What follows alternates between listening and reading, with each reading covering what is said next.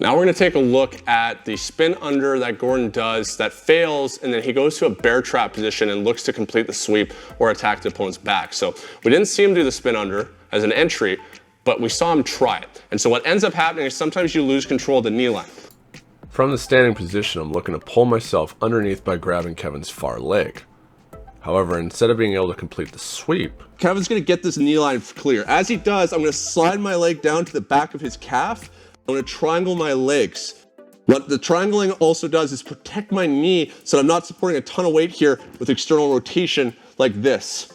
it also helps trap Kevin's leg. From here, I'm dropping Kevin down the same direction like this. So here, controlling. This is a bear trap because it's kind of like we're attacking for that calf slicer, but we're not attacking for calf slicers because they're not very effective. What Gordon did was kept this control, and he looked to bring this leg over to the other side of his head and turn to his left hip. From here, bring it over and controlling the knee here.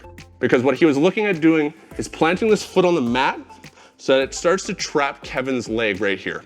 What I don't want is Kevin to be able to be completely free like this, and we have this race to base. I will win this race because I obviously have a lever to his hip, but he could withdraw the leg right now and stand up, and this starts to happen.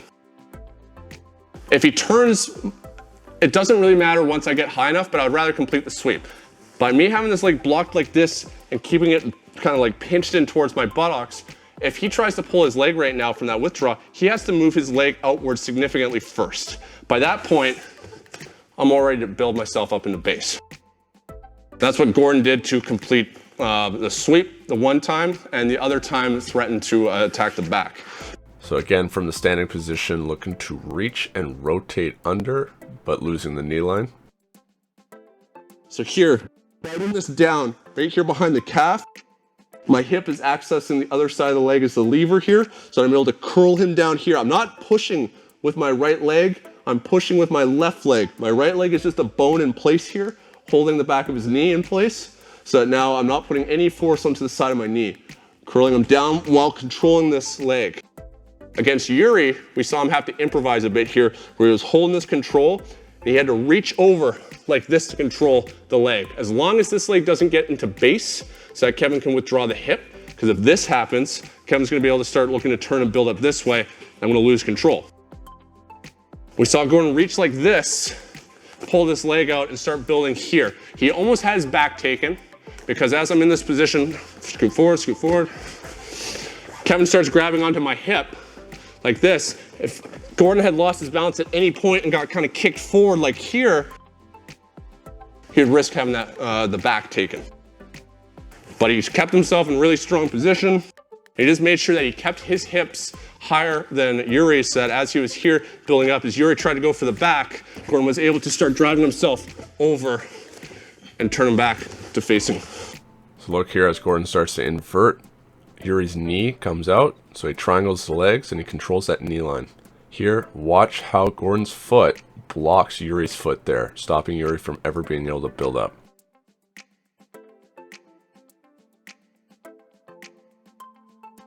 Dropping down into that bear trap, using that to knock him down. The head switch is really important.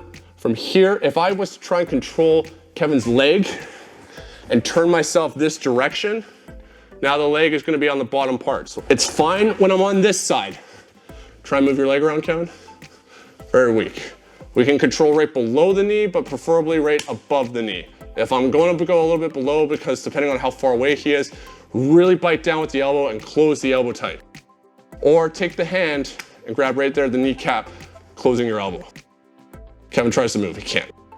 However, if I want to try and turn this way, one, I can't base because I don't have my left arm free. And now if he curls his leg down, I've taken away the shelf.